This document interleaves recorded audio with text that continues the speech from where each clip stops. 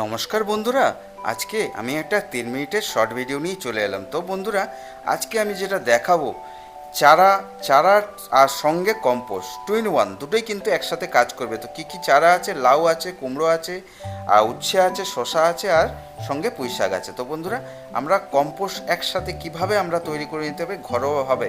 তো বন্ধুরা, তার জন্য আমি 20 লিটারের জার নিয়ে নিয়েছি, নিচে 4-5খানা ফুটো করে নিয়েছি। আর ফুটোগুলো কী দিয়ে বন্ধ করব? কাগজ দিয়ে। তো কাগজ আমি ডিমের যে ট্রেগুলো সেগুলো দিয়ে দিয়েছি, আপনাদের কাছে যা থাকে সেই কাগজে।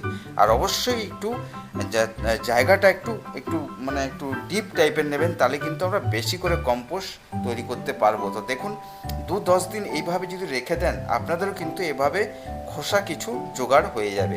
তো আমি 1 ইঞ্চি পরিমাণ কিন্তু একটু মাটি দিতে হবে, যাতে কম্পোস্টের যে জুসটা সেটা নিচ দিকে যাতে না বেরিয়ে যায়। তো আমি এই খোসাগুলো টোটালি কিন্তু একদম ওই টবটার মধ্যে দিয়ে দিলাম, মানে 20 লিটারের জারটার মধ্যে দিয়ে। কত রকম খোসা আছে, ডিমেরও খোসা আছে।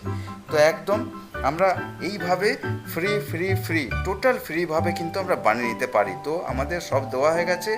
1 ইঞ্চি পরিমাণ ওপর থেকে আবার মাটি দিয়ে দিলাম। কেন দিলাম মাটিটা? যাতে আমাদের এই চারা, এই যে বীজগুলো আমরা বসাবো। তো বীজও কমপ্লিট, বীজও কিন্তু একদম টবে শিফট করার মতন হয়ে যাবে 1 মাসে।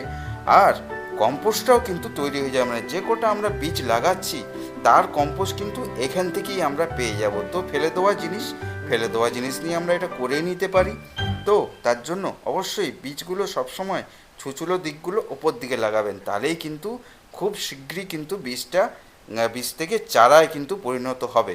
তো আমরা ভালো করে ঢেকে দিলাম। এইবারে কী করতে হবে? আমাদের স্প্রে করে জল দেবেন, 2-3 দিন ছাড়া ছাড়া স্প্রে করলেই হবে।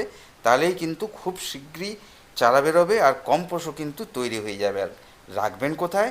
একদম খালি আকাশের তলায় রাখবেন, তাহলে ছায়াযুক্ত অবশ্যই জায়গায় রাখবেন, তাহলেই কিন্তু খুব শীঘ্রই চারা বেরিয়ে যাবে। আমাদের 2টো জায়গায় লাগালাম, তাও কিছু আমার যে যে পুঁই শাকের যে দানাগুলো সেগুলো রয়ে গেছে। তো আমরা অন্য টবে লাগাবো ওটা, তো সেটাও দেখিয়ে দিচ্ছি। অবশ্যই এইভাবে এইটাও লাগিয়ে নিয়েছি আমি। আর পুঁই শাকের দানা কতগুলো লাগানো ছিল তারও কিন্তু চারা তৈরি হয়ে গেছে, সেটাও আপনারা দেখাচ্ছি।